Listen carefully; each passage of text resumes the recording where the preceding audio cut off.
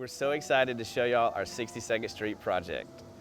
This one is a 3-bedroom, 2-bathroom, 1,400 square foot house that originally was a cinder block house and actually originally was a 2-bedroom, 1-bathroom.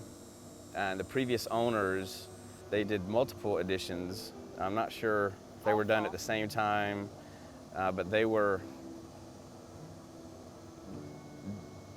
they needed some help. To say it was done incorrectly is probably an understatement, I would say. Yeah. Walls So- were like this. Yeah, cinder blocks were crumbling in some areas where they had renovated. This one is probably our largest renovation project to date, even more than our Moffis Avenue project, wouldn't you say? Yeah, like structural wise, just because the additions were so awful, right? Yes, everything. I mean, we got hit with so much out of budget structural stuff that it kind of got scary for a while. But you just have to keep pushing through, and and that's kind of what we did, and I think it turned out great. And hopefully it pays off because it hasn't sold yet. So. Yeah, yeah. Any buyers out there Yeah. right now? So this house is your quintessential 1940s Savannah bungalow. It was originally, like John said, a cinder block house, but we added the hardy plank siding around the exterior. But the roof had like 2 different levels. It had just a flat, Overhang. overhang over the front door that was just slightly slanted. So I wanted to add some architectural interest to the front. So we added that gable roof with the barrel ceiling. You'll see arches throughout the property. So I really wanted to bring that outside too. Love the cedar window boxes. I think it really just adds that cute cottage charm. Don't forget my copper cap that I installed myself. Yes, that's like Jonathan's signature copper drip cap. Is that what it's called? Drip cap. I don't do much. But he even installs it himself. So, yeah, there's that.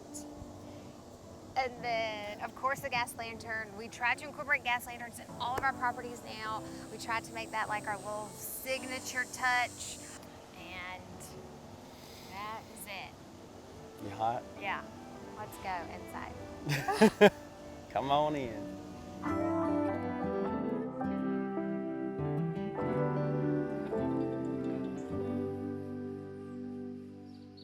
So now we're in the living room. I would say this room was probably the room that was in the best shape when we bought it, which The only room that was in good shape. was still not good. Yeah. Yeah, you tried to get me to keep this awful paneling on the wall that's behind us. It literally looks like a privacy fence, like type of something. I have no idea why I was there. So we have hardwood floors. We did a herringbone inlay by the front because that was actually tile. That was Jonathan's idea to do the herringbone. Yeah, well, there was no hardwoods underneath it, so we had to take the tile up. It was old dated tile. It was like a ½ inch higher than the original hardwood. So it just made sense. We had to do new hardwood, so why not do a herringbone inlay right there? Right, so we patched that part in. The rest of it is original. So the windows are original in this room too, and the trim. But there was like a chair rail or something. I Chair don't know. rail. Stuff had just been added, you could tell over the years, that just did not make sense. And the walls were plaster and cracking and falling off the wall. Literally falling off. So we had to re-sheetrock this room, which anytime Didn't plan we for can- that, but Yeah. Anytime we can keep plaster, I would love to keep it. But it was just in too bad a shape, so that was definitely a budget hit. a lot of times if it's plaster and it's got some imperfections, we can patch it, and then you can't really tell because it just adds to the character. But this one was, you touch it and it's falling off. Yeah. So Yeah. Also in this room we added arches, so like the barrel arch behind me, and then there's an arch that you see as soon as you walk in the front door. 2 arches. Yes. So as you like walk in and you look down the hallway to the kitchen, there's that arch that just really frames the space really well. There was a really pretty mantle here originally that looked just like this mantle, but it had been painted 100 times it was falling off the wall. There was really no saving it. And I just happened to be scrolling Facebook Marketplace just for random stuff, and this mantle pops up. I'm like, it's perfect. It's the exact size. It's wood. It's never been painted. We literally did nothing to it. We did have to patch little pieces here and there on it, but it's in its original state, which I really like. You know, some people would probably clean it up a little bit, but I think it just adds character. We did this tile around the fireplace, like on the hearth, and then the surround. I love how this came together because it was kind of not a mistake, but it wasn't planned. The tile was left over from the master bathroom tile, and then obviously we got the mantle, and I think it came together beautifully. As you're leaving the living room and you walk through the archway, you have the 2 original bedrooms of the house and the original bathroom. The original bathroom, there was a window. It was in like a really awkward location. It was like pretty much in the shower. We were going to leave it and replace the window and like waterproof it, do like plastic trim or PVC trim or something like that. But it just turned out that it was just in such bad shape. We had to remove it. Yep, so we removed the window. That allowed us to extend the tile along this back wall, which I think it turned out great. Did a wider horizontal grout and a thinner vertical grout, which is something that is trending. You see it a lot on like Pinterest and things like that. It's the first time us trying it. Love how it turned out. I will definitely do it again. Something else that we added is a medicine cabinet. I feel like we're bringing back medicine cabinets 1 bathroom at a time because it makes 0 sense that people ever stop putting them in. I'm sure there's a cost issue with like new construction and stuff like that, but anywhere that we can add a medicine cabinet and add more storage, why not? The kitchen was a disaster when we bought it, but it even looked worse after we bought it. It was like whack-a-mole. I don't even know how Fix to one problem, describe it. another one popped up. This wall was So we're leaning standing, in. we're standing in one of the additions. So we think there's a total of 3 additions in this house from previous owners.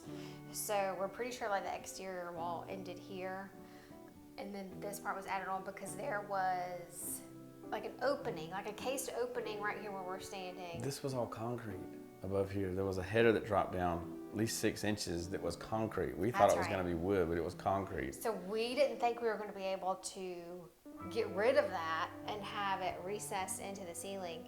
But it turned out the addition was so bad that we basically had to take it all the way down and rebuild it completely. One day we walked in and looking up, and there's no ceiling or roof or anything. It's just blue skies. It literally looked like a tornado ripped through the kitchen. Yeah.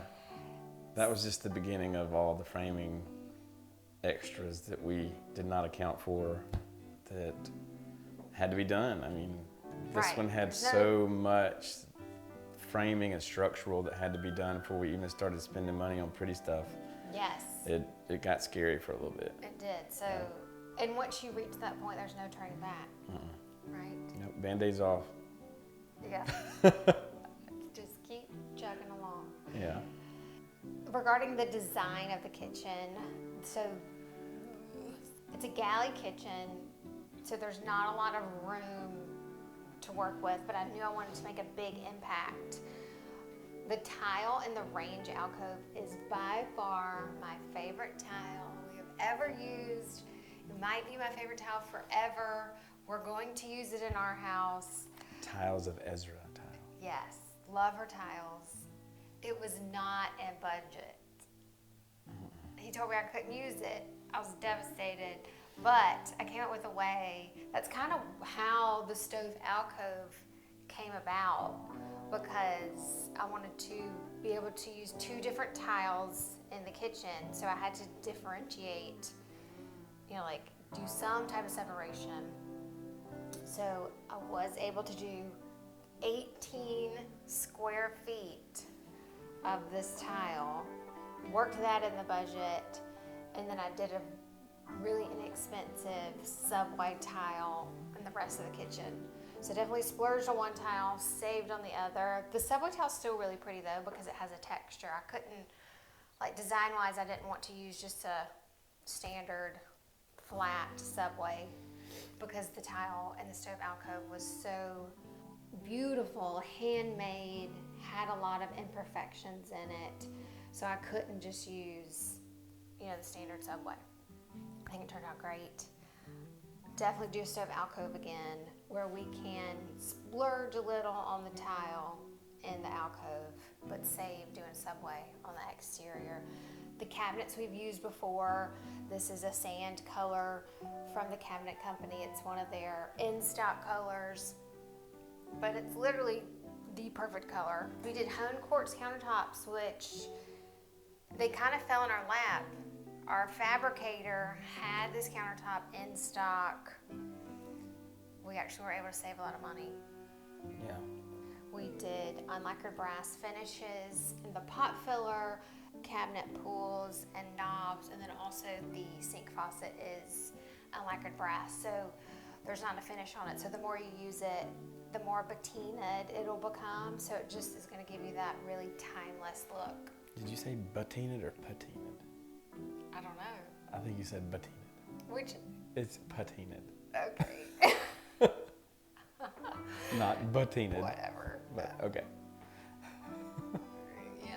It's just going to look good. Over time. We added a window, a double window above the sink. There was just this, was there a window when we bought it? So there tiny was just window. this tiny little single window. As soon as we bought the house, I knew immediately I wanted to do double arches. You see them as soon as you walk in. You walk through the hallway into the kitchen, and you look up, you see the flush mount lights, and it just is the perfect frame of the kitchen. This room was a flex space. I don't know, maybe it was a bedroom with the original addition. This is one of the 3 additions. So in here, the wall behind us was just a blank wall. There was nothing back there. Laundry was in the kitchen, so it didn't make sense to have laundry in the kitchen. We moved it here, added the built-ins, added a broom closet. Well, it's more than a broom closet. I mean, there's a lot of storage in there. It wraps around behind the built-ins. That was my idea. And then remember this wall? It was exterior siding. Yeah, we don't really know how that happened because obviously that was added on. We don't know. Anyways, Exterior siding inside. we just knew we needed a flex space in this house and added laundry and storage. Yep. In the master bedroom, which is where we are now, this was the 3rd addition at some point added on.